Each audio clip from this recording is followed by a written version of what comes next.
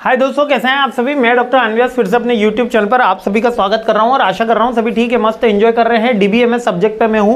10th most important question लेकर आ गया हूं। जल्दी से देख लेते हैं 10वां क्वेश्चन कौन सा है।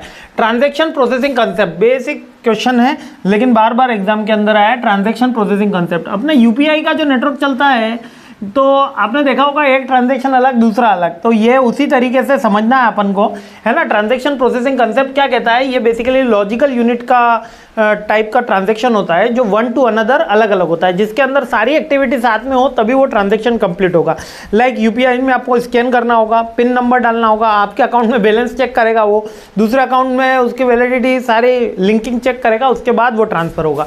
तो इसी तरह से ट्रांजैक्शन के वेरियस स्टेजेस होती है, सारी यूनिक होती है और सब एक दूसरे से डिपेंडेंट नहीं होती। तो एक ट्रांजैक्शन भी दूसरे ट्रांजैक्शन से डिपेंडेंट नहीं होता। तो इसी के लिए transaction complete when all its operation are successfully. जैसे एटीएम से पैसा निकालने में आपके अकाउंट्स में बैलेंस भी होना चाहिए, वो चिप भी सही लगनी चाहिए, पिन भी आप सही डालोगे, उसके अंदर जो ऑप्शन है विड्रॉल का वही ऑप्शन पे आप पहुंचोगे, सारी चीज़ें कंप्लीट होगी तभी पैसा आएगा। लाइक डिडक्टिंग ये अकाउंट्स का ही है कि ट्रांसफर किया है ए ने बी को 1000 रुपये, वो सिंपल है। अब ACID प्रोटोकॉल, ACID प्रोटोकॉल क्या है, ऑटोमेसिटी। ऑटोमेसिटी का मतलब क्या है कि एक खत्म होने के बाद दूसरी यूनिट शुरू हो जाती है, यानी कि एक ऑपरेशन खत्म होती है दूसरा ऑपरेशन, यानी आप विड्रॉल के ऑप्शन पे गए तो तुरंत वो क्या पूछेगा, पिन नंबर पूछेगा। ऑटोमेसिटी का और ऑटोमेटिकली ये काम होता है।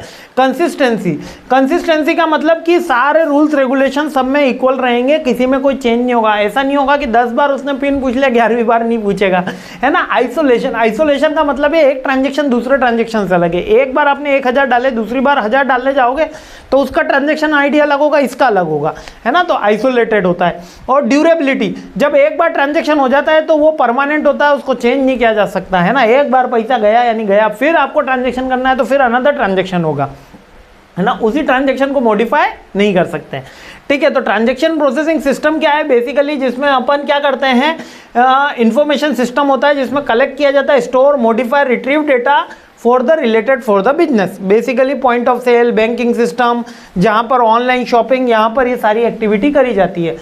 अब कमिटेड, फेल्ड, अच्छा ट्रांजैक्शन में बहुत सारी चीज़ें होती है। एक तो ट्रांजैक्शन में कमिट किया, आप आए किसी पेज पर, ईमेल आईडी के पेज पर, आपने जैसे कि मेरे ही अगर बुक खरीदने के लिए आए, बुक के पेज पर आए, अपनी डिटेल भरी, कमिट करा लेकिन पेमेंट नहीं करा, पेमेंट हो जाएगा तो कभी फेल्ड हो जाएगा, है ना। अबॉर्ट, यानी कि आपने एंड टाइम पे बैंक की कोई डिटेल गलत भेज दिया, बैंक ने कहा कि नहीं अकाउंट में बैलेंस नहीं है, तो कमिटेड, आपने कमिट कर दिया यानी कि आप ट्रांजैक्शन की ओर बढ़ गए। जब वो हो जाएगा तो सक्सेसफुल आ जाएगा।